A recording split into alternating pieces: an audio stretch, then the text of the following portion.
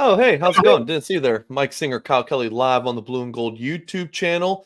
Talking to Notre Dame football recruiting. Appreciate everyone watching live with us, watching a replay of this show, or if you're listening via podcast, appreciate you as well.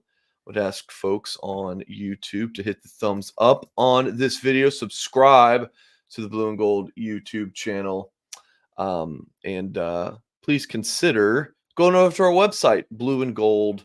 If you're listening via podcast, appreciate you as well. We just ask if you have not left us a 5-star review yet. And if you like the show, that would be awesome if you would do that, because that really helps support our show. Kyle, how you doing, my friend? Pretty good. Biggest home game of the year for Notre Dame, so I'm excited for that. It's going to be good visitor weekend. It's like do or die time for Notre Dame at this point in the season, and kind of feels that way on the recruiting trail too. Maybe not as like imminent in terms of like the results they need, but some guys that they are definitely in contention for will be up on campus this weekend. Some of those guys were on campus last weekend, and there'll be more guys on campus later this season that we're going to talk about today. So, pretty pumped to discuss that and kind of see what the Irish look like on Saturday. So last week Kyle had a hair dilemma. This week I guess it's me. So you guys, just you come for the information. You don't come for a couple of pretty guys, okay? If you need really handsome looking men, go over and watch John Kennedy, because he's the most handsome guy on this Notre Dame YouTube space. So there you go. That's an insult to JD Bell, even though he's a national guy. Well, yeah, if I said national guys, I'd have thrown JD in there. But yeah, just on the Notre Dame beat, I'll give it to, well, we got Tim. And Tim's only on with me, so yeah, I guess you guys are screwed. There. So we're gonna this show today is really talking about visitors. So we're gonna start the show with last weekend's visitors. So the guys who were on campus for the Miami, Ohio game, and then we're gonna talk about prize picks, and then we'll get into the main prospects on campus this weekend when Louisville comes to town. Tim Hyde snubbed. I mean, yeah, Tim. You guys are killing me. I mean, I didn't know this show in the first few minutes would turn into a big a bro fest here, and we lost Kyle. So, anyways, we don't need him for a little bit, anyways. But so we're gonna start talking about Antavius Richardson, the USF commit, who officially visited Notre Dame this past weekend. Greenville, Georgia, 6'2", 170 pounds, committed to the Bulls as a cornerback. Notre Dame recruiting him as a wide receiver. 4-star prospect, according to On3, the On3 industry ranking. This one is really coming down to a Alabama Notre Dame battle. Again, he's committed to USF. That one's not going to stick. He's in communication with UNC, and he's supposed to take an official visit there. I don't see the Tar Heels as a big competitor. It's really Notre Dame, Alabama, as far as I'm concerned. Bama's recruiting him as a safety. Notre Dame's recruiting him as a wide receiver. And a big part of Richardson's official visit to Notre Dame this past weekend was the coaching staff discussing with him, and specifically Mike Brown, the receivers coach, the guys that he has developed at the receiver position who were not necessarily receivers coming in to, wherever Brown was coaching. So that really hit home. Richardson told me he's all about being developed because, look, he knows that, he's primarily a high school quarterback. He plays all over the defense. So he knows he's coming in as a raw product, and that, he's needing to be developed, and that is something that Notre Dame really pitched to him, and it seemed to go over really well. So Antavius Richardson flat out told me that Notre Dame is his leader, but Kyle, he is going to Bama this weekend. So, man, this headphone is really messing with my head. It's a big hair ordeal over here on the Notre Dame recruiting update show at Blue and Gold. Also, we have very our YouTube shows, the names we come up with are very creative. Got the Notre Dame football show, the Notre Dame recruiting update, and the Mike Goolsby show. We're just extremely creative. Very, very, very. Anyways, yeah, so that's Antavius Richardson going to Bama this weekend, and then he's probably going to take an official visit there. Whereas I don't see him coming back to Notre Dame before National Signing Day. So Notre Dame leads for him right now, but I'm not like super optimistic about the like Notre Dame holding on to that top spot. It's going to be an absolute battle for him. And then you got Tiandre Waverly, super interesting prospect. So in the past, week, really like this show last week, man. I'm sorry, guys. This show last week is the first time we really talked about him. And I was discussing him as a 6'2.5", 225-pounder. We'll talk to some sources. He checked in at 6'4" at Notre Dame and 225 pounds, just a hair under 226 pounds. And he is a guy who at that size ran a 10.6 100-meter, which is blazing at that size. And he told me that he really felt it was a 10.4 and that there's some kind, I'm not a big track and field guy, but there was some kind of adjustment or something, but he feels like he ran a 10.4. So Tiandre Waverly can absolutely move. In this recruitment, it's Notre Dame at the top right now. And who is running second? I don't know. Maybe Oregon State. But also I say that Notre Dame has not offered yet.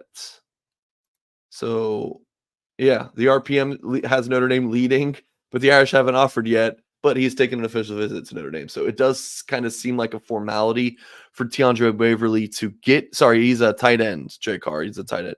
So it seems like just a matter of time before Waverly picks up this offer from the Fighting Irish. And if that happens, I have a good feeling that he ends up picking Notre Dame. He has some other offers, Oregon, Washington, Michigan, the big Florida schools. But I really don't – I don't like Oregon's not really after him too much. Like if he continues on this process and stretches it out a while and he continues to ball as a senior, I could see some more schools picking things up, which would make things interesting. But for now, it seems like Notre Dame is the big school that is in contention for him. Otherwise, it's kind of like, Washington State, Oregon State, and that's kind of what's going on. But this is very much a situation where Notre Dame learned about him, evaluated him, and is going after him regardless of rankings and whatnot. So that is Tiandre Waverly. And then Kyle, the last prospect I want to talk about who visited last weekend is Gregory Patrick from Portage Northern in Michigan. Nation's number 124 overall player, number 7 interior offensive lineman, according to the 2026 On3 industry ranking.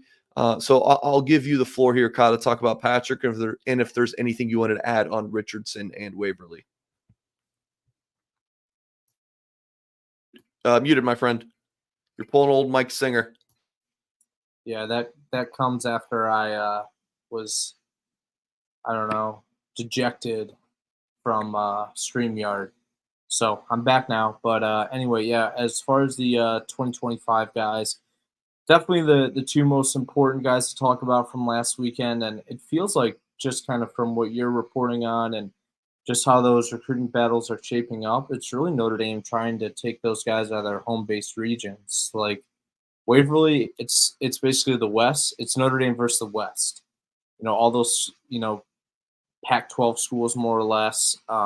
When you're talking about Oregon State, and I know Washington is a Big Ten school, but all those schools out west near him. And then for Richardson, pretty much Notre Dame, Alabama. And I feel like 9 times out of 10 when Notre Dame's battling for a recruit out of Georgia, that recruit's mainly going to end up in the South. And the interesting thing that you mentioned is he's going to be back at Alabama at least once more. That's a much easier trip for him to make than getting up to South Bend. So I know you mentioned this earlier this week as well. It kind of feels like it's a matter of, if Alabama cools on him, that's going to give Notre Dame the best chance to get them in the class.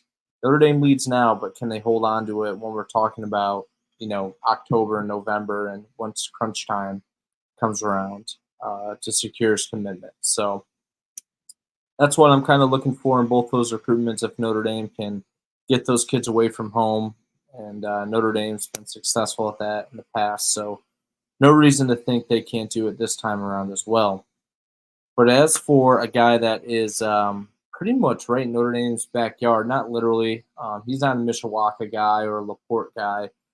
He's a little bit up north in Kalamazoo, which is feels like a stone's throw away from South Bend. It's also a stone's throw away from Ann Arbor. And this is a Michigan versus Notre Dame battle. Michigan State is lurking as a program that he's affiliated with as a legacy recruit. But this really feels like, some tough, a real tough competition between Notre Dame and Michigan to land the number 7 interior offensive lineman in the class. Probably feels like a lot like Rocco Spindler's recruitment from Clarkson, Michigan, a few years ago, where that was truly a Notre Dame versus Michigan battle. And one thing I kind of found fascinating when talking to Patrick, and this was something I picked up on some of the reporting from other sites that I felt like I wanted to incorporate in my interview with him, is that he's kind of really monitoring who's going to jump into the class for Notre Dame at the interior offensive line position. Or not even interior, just offensive line in general. When I talked to Patrick, he kind of cited that Notre Dame typically gets offensive linemen in the class pretty early.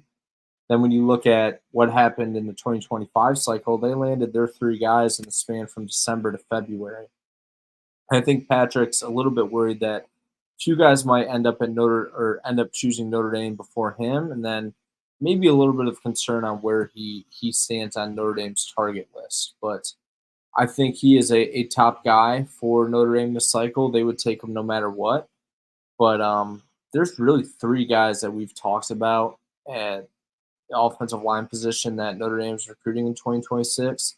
And the 2 others are Tyler Merrill and Ben Nichols. Both those guys, fascinating recruitment since they're Notre Dame versus Big Ten battles.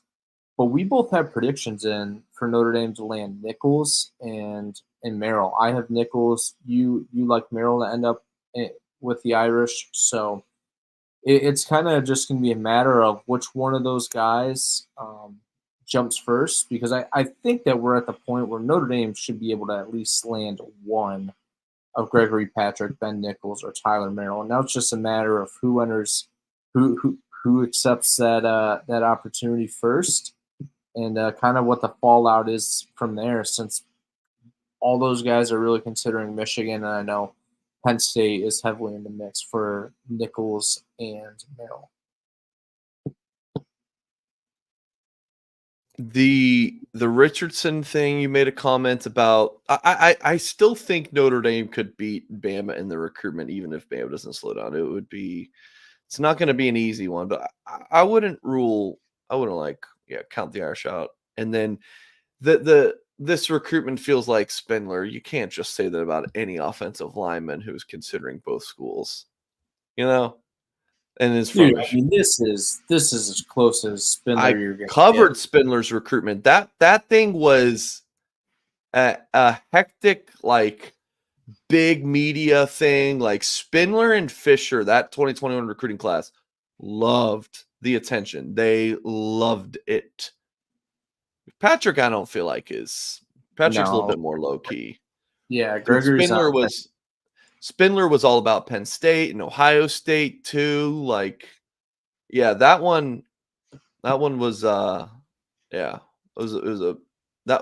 left Michigan hanging. Like, I don't think Spindler told Michigan that he was going to Notre Dame. Like, he kind of left them, because the kids are smart. Like, when you tell, if I'm Rocco Spindler and I tell Michigan, hey, I'm going to Notre Dame, Michigan is then going to kind of leak that out. And then you have 15 crystal balls and whatnot going in for Notre Dame from Michigan reporters. And it just spoils it. You guys know there's some things in this industry that I feel very strongly about. And this is one of them, is those late crystal balls and stuff. And letting the kid have his moments. And anyways, getting off track. Mike got that dad hair and the kid ain't even here yet. Okay, Lotus. I mean, you know what? Kyle got roasted last week, just really by himself, and this week I'm picking it up for him. Our friends over at Prize Picks are sponsoring this week's Notre Dame recruiting update, and I have to tell you, testing my skills on Prize Picks during football season is the most exciting way to play daily fantasy. Quick withdrawals, easy gameplay, and an enormous selection of players and stat types are what make Prize Picks the number one. It's not number two. It's not number three. It is the top daily fantasy sports app. If you have the skills, you can turn $10 into $1,000 with just a few taps. It's super simple how to play. You select 2 or more players, pick more or less on their projected stats, and you place your entry. You have weekly promotions that can lead to big payouts like Taco Tuesday, which each Tuesday, Prize Picks discounts selected player projections up to 25% to provide even more value. Each week so far to start the season, they have Caleb Williams passing yardage at more or less than a half of a yard, which basically means you pair Caleb Williams with something else, and that something else just needs to hit for you to win your entry. It's basically a free square because you have a good feeling that even though if the Chicago passing attack is not amazing, Caleb Williams is going to throw 40 yards. So there you go. My pick for this week that I want to show is RJ Harvey, which is, I'm a USF alum and I can't stand Central Florida, but I'm going with RJ Harvey here because he had a discounted rushing total. Let me see if it's still here. And they played on tonight. I mean, this deal actually goes away in 10 minutes. So if you want this, you got to hop on it right now. His normal rushing more or less would be 117.5. It's discounted down to 77 yards. So I've got that paired with Bo Nix, more than 31.5 passing attempts against the New York Jets. Download the Prize Picks app or head to prizepicks.com. Use the code BGI, that's the letters B, G, and I, to receive a guaranteed $50 once you play $5 in lineups. Prize Picks, daily fantasy sports made easy. Love it. Love it. We love Prize Picks over here, man. We love Prize Picks over here. Had some good wins recently. This one right here I liked a lot. Devin Achane, more than 26.5 receiving yards against Seattle last week, and he had 23 yards on like the first play of the game. Then Arch Manning to throw for more than 239 yards, and he threw for 258. And we don't need to show the losses because they just don't happen because I am, I'm a stud. So moving along. This weekend's visitor list. Kyle, honestly, it's not a whole lot different than the Mind Bio in terms of like quality or quantity. Like it's pretty on par. The biggest thing about this weekend is by far, like the linebacker who we'll talk about in just a moment. But Isaiah Mizell, who I got to see not too long ago. I don't have the footage in front of me to pop up on the screen, but 6 foot, 160 pounds from Orlando Boone, Arizona commit. His brother plays wide receiver at Florida, and both of his parents ran track and field at Florida. So we'll see if the Gators end up offering, especially considering it seems pretty likely that the Gators will have a head coaching change. Maybe the new head coach comes in, wants to offer Mizell, could be, kind of a low-hanging fruit kind of situation. Not in terms of like Mizell not being a quality player, but hey, this is a kid we could probably get. Because I think if Florida offers, I think it would be difficult for Mizell to turn down. But for now, it's an Arizona-Notre Dame battle. Again, he's committed to the Wildcats. Picked them over Georgia Tech, Syracuse, Kansas State, and a few others. But Notre Dame has come along strong. Offered him a couple weeks ago. Officially visiting this weekend. And from what I know about Mizell, and I should, knock on wood, have a story on, I got to interview his dad. Really, really good interview talking about the background of Mizell and how we got to where he is. It was a really interesting story to some stuff about his recruitment. So Isaiah Mizell officially visiting this weekend. I think the Irish, look, they got 2 receiver commits. They want to take a couple more. I think there's a good chance that Mizell could be one of them. You got Brandon Logan is officially visiting this weekend. He committed to Notre Dame in August. One of the few guys in the 2025 class who are probably, no, Kyle, the only guy who's committed to Notre Dame who's taken an official visit because everyone else took theirs over the summer. So Brandon Logan taking his this weekend. So that's your two official visitors. We're going to talk about some unofficial visitors. So I'll throw it over to Kyle real quick for any other comments on Isaiah Mizell or Brandon Logan. Yeah, the Mizell recruitment's pretty fascinating because when I interviewed him after Notre Dame offered, this was even before you got to see him in Orlando, I pretty much asked him about, some of the Florida schools not getting involved, and he basically told me like he wanted to play college football in Florida, but now that those schools have basically like they've had their chance to offer him, and now that they haven't, he's moved on. And I just wanted to say, yesterday I wrote a story kind of checking in on how all these there's like about 10 targets that Notre Dame still has on the board for the 25 class. I just want to check in and see how they're doing during their senior seasons. And I think Mizell might have the most impressive stat line so far. Actually, he does. Jalen Cooper, another wide receiver that Notre Dame's targeting from Texas, is right there. But Mizell has 30 catches for 656 yards and 7 touchdowns this year. And there was a game on August 30th. He had 10 catches for 231 yards and 3 touchdowns. So this is a pretty legit wide receiver recruit and a guy that Notre Dame would love to have in that offense, not only for his production, but his speed, his potential. Kind of like what? Is he comparable to Jordan Faison when you saw him? Yes. Yeah. Faison, I mean, it's probably he's more built. Faison's what, like 5'11"? How tall's Faison? Not a multitasker. It's like 5'11". Yeah. Yeah, Faison's built a little bit better. Faison's definitely more of a natural wide receiver at this point because Mizell's so raw. I mean, again, I'll talk about this in the article, but Mizell just started playing football 2 years ago, so he's like very new to the position. But the top end speed, Mizell would come to Notre Dame and be one of the fastest players on the team right away. Yep. Like he would be in the top 3 easily, maybe top 5. Yeah, but it could be number 1. I mean, he's a legit 10-4 guy. Yep. So, yeah, he's legit. I want to throw out real quick, Kyle. This flash sale's back. I had to beg and beg and beg. I said, listen, we got to bring this back. We got to bring this back. It's a big game sale. It's like, On3, you got to give this to me. The people need the Notre Dame recruiting intel that Blue and Gold delivers.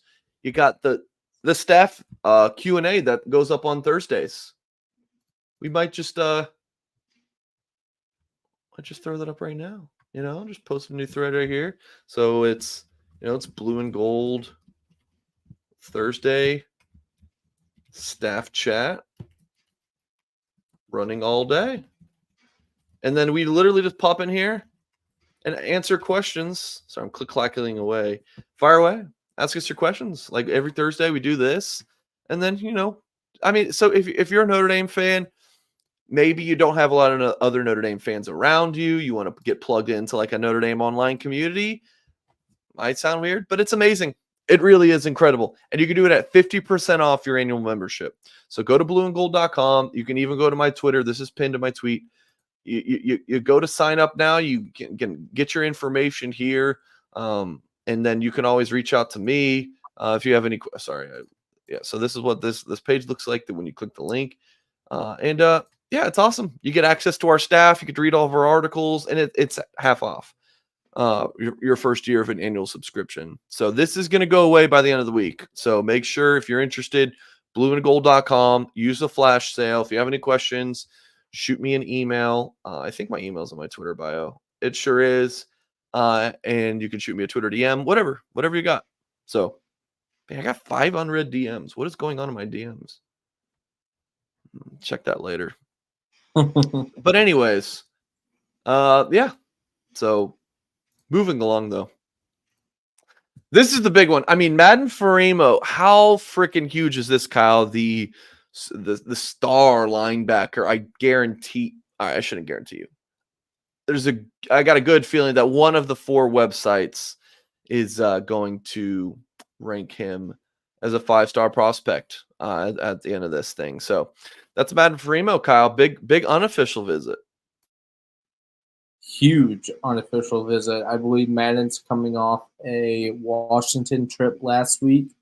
Texas and USC is also lurking. But what's pretty fascinating about USC is they filled up at the linebacker position. They have, I think, 3 guys. I'm doing a little control F here on my end. Yeah, Yeah, I think so. 3 guys committed in the class at linebacker. 2 of those guys are top 50 guys, and then another guy who's a top 200 guy. And the fascinating thing here is one of those guys is from Florida, and one of those guys is from Georgia. So USC going a little bit national rather than waiting on Faremo to make a decision, who's right in their backyard at Sarah Catholic in the SoCal area. And this has given Notre Dame the chance to really assert itself as back into pole position, as we kind of felt coming out of his official visit to Notre Dame back in June. I think USC had some momentum in the late summer and entering the season, but Trojans have really gone in another direction. Seems like they've accepted commitments from other guys, and Notre Dame has continued to prioritize Faremo. He's been a take no matter what guy for Notre Dame. And now Notre Dame's going to try and get this one done on Saturday. I think a visit to Texas could still happen. You know, who knows? Being that USC is so close, could he wind up back at the Coliseum? Could one of those guys from the South decommit like we've seen happen at USC so many times before? So this is a pretty critical trip for Notre Dame to get this one locked up, because it kind of feels like, you know, maybe if they don't get it done this time around, it's like, will they ever get it done? But I'm feeling pretty confident in them being able to get Faremo in fold after this visit. Yeah, the USC thing is interesting. I just have a hard time seeing them stop recruiting him. I know they've filled up, but I'm sure they'll figure it out. They'll keep recruiting him. There ain't no way, bro. There's no way. But I do agree that Notre Dame, like, I think this could be for the win, and I've been writing about that at blueandgold.com for the past few weeks, that I think that this could be it. So yeah, Matt and Faremo, huge visits for both parties this weekend. The Irish needing to get this elite talent locked in, and then like Faremo going up here, I think it could be a situation where if he likes what he sees, this will be his first game at Notre Dame. Likes what he sees, this could be something where he's like, all right, checks the final box. Kobe Clapper, Kyle, is someone you went to see last week. He is visiting Notre Dame this weekend. 2026 linebacker, 4-star, per the On3 Industry ranking, Cincinnati St. Xavier. Yeah, pretty big visit on deck here as Notre Dame tries to get back involved at St. X in Cincinnati, one of the top programs in the Midwest, certainly a perennial power in the Buckeye State.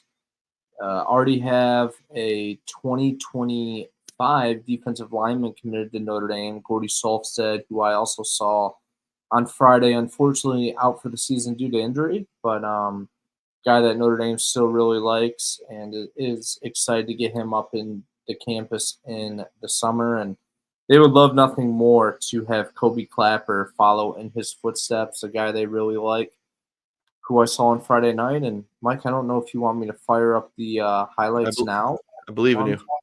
Yeah. All right. Well, yeah. So I saw Kobe Clapper against Archbishop Moeller, big time rivalry game.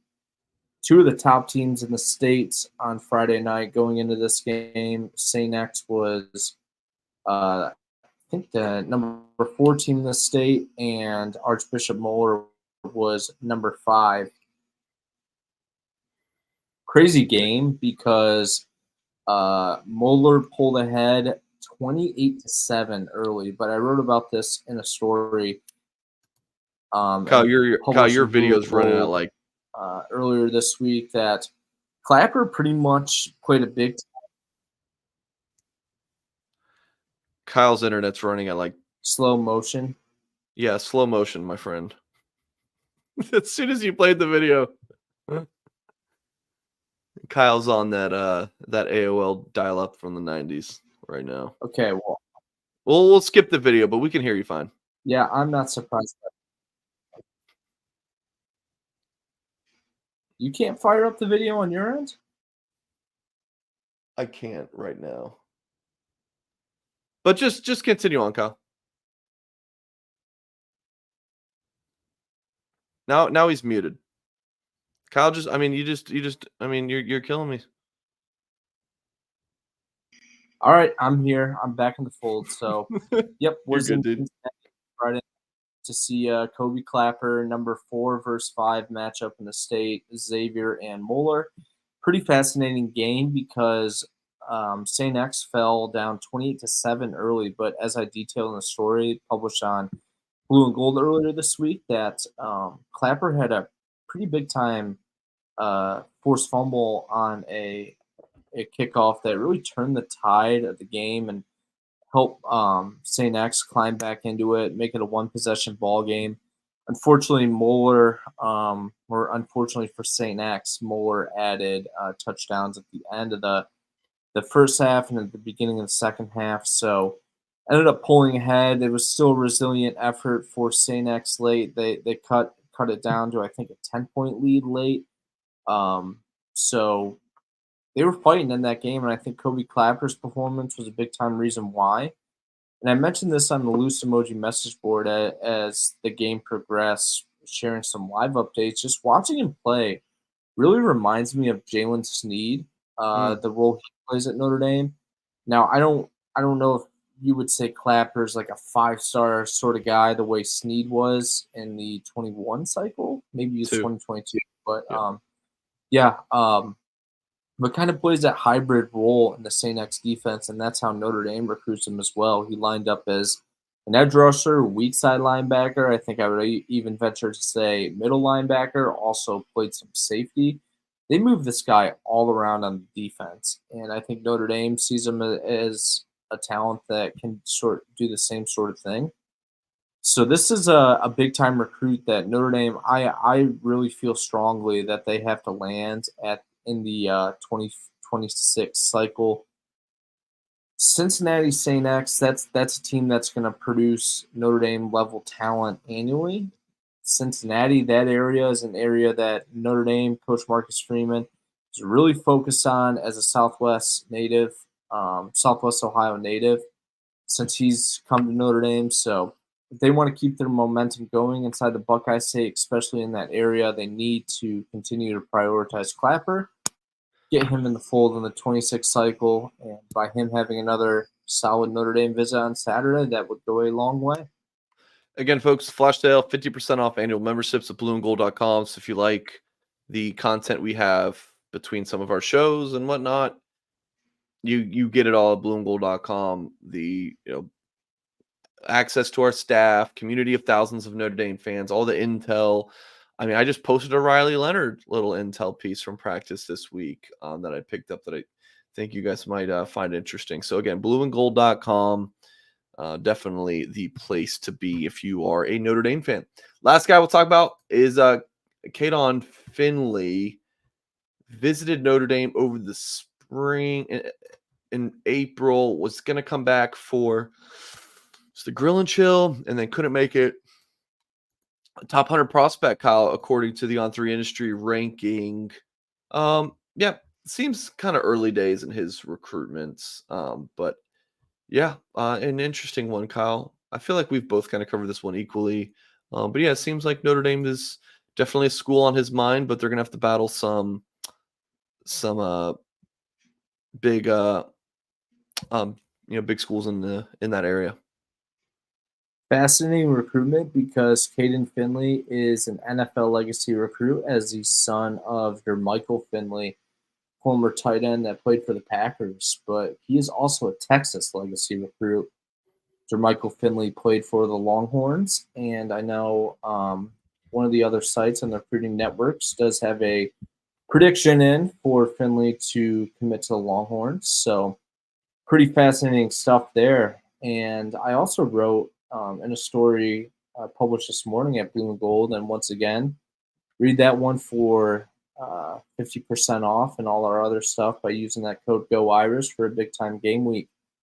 Wrote about the Notre Dame versus Louisville recruiting battles. I wouldn't really say there's a whole lot of true Notre Dame versus Louisville head-to-head recruiting battles, but there are a couple guys they're battling for, if that makes sense. They're involved in those recruitments, and Caden Finley is one of those guys.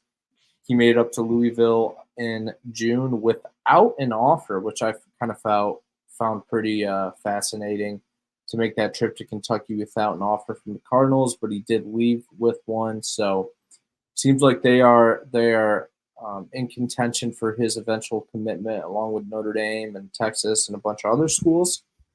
But the other thing here that I'm also kind of wondering is, where does Caden Finley kind of stack up on Notre Dame's recruiting board, considering that they have Dylan Faison already committed, and that they also feel pretty good, reflected in your predictions about Connor Salmon and Trent Mosley, two wide receivers that are high 4-star guys. But then you look at Caden Finley, what he brings to the table, being that he's a Texas guy, and Notre Dame's signed 3 wide receivers in Texas under Freeman, and he's an NFL legacy recruit. Always works in Notre Dame's favor. So I am really excited. This is the one recruitment that I'm kind of really excited to see what happens coming out of that visit, where Notre Dame stands for him and where he stands for Notre Dame, kind of see how things shake out. Did he get back to you pretty quickly when you texted him yesterday? Yeah, he did. All right, well, then he's all yours to interview after. I was going to give this one to you. I got a lot going. I'm going to try to talk for Amo after the weekend, Kobe Clapper. But yeah. This is your fascinating recruitment that you want to cover. It's all you, bro. I'll talk to him. I'll try to get him on the phone. Folks, please hit the thumbs up on this video. Subscribe to the channel for more content. Again, blueandgold.com. It is the place to be. 50% annual memberships. If you do hop on the board, and you can lurk, and you don't need to post, but if you post, say, hey, Mike, join from your YouTube show. And that would be awesome. But a little bit of a shorter show today, but that's all we got. We will have post-game show Saturday night. Well, Friday we'll have the 3 keys and a prediction to the game with Tim Hyde. A huge contest for Notre Dame against Louisville. I mean, we could have spent a whole lot of time on Deuce Knight, but I think there's impacts for Notre Dame to be able to just continue on momentum by beating Louisville this weekend, and then it's a bye next week, right? Yeah, bye next week, going to Stanford. This is a huge deal for Notre Dame it's so much of recruiting is about momentum and just where things stand with the vibes of your program, and Notre Dame really, really, really needs to win this football game on Saturday. So it is absolutely huge. We'll have you covered at blueandgold.com with the recruiting previews on 3. Steve Wiltfong did a recruiting preview on the weekend. I'm going to do one as well. And then I think, Kyle, you're going to do here's some storylines on the visit weekend. So we'll have you covered with the previews, the wrap up, all the intel, the interviews and everything. And then, of course, the game itself. We got you covered there. Post-game show on our YouTube channel, Goolsby Show Sunday, and then we'll do it all again next week. But as far as this show goes, we will see you guys next week, Thursday, 10:30 a.m. Eastern Time. Appreciate you all for watching or listening. And as always, we will catch you next time.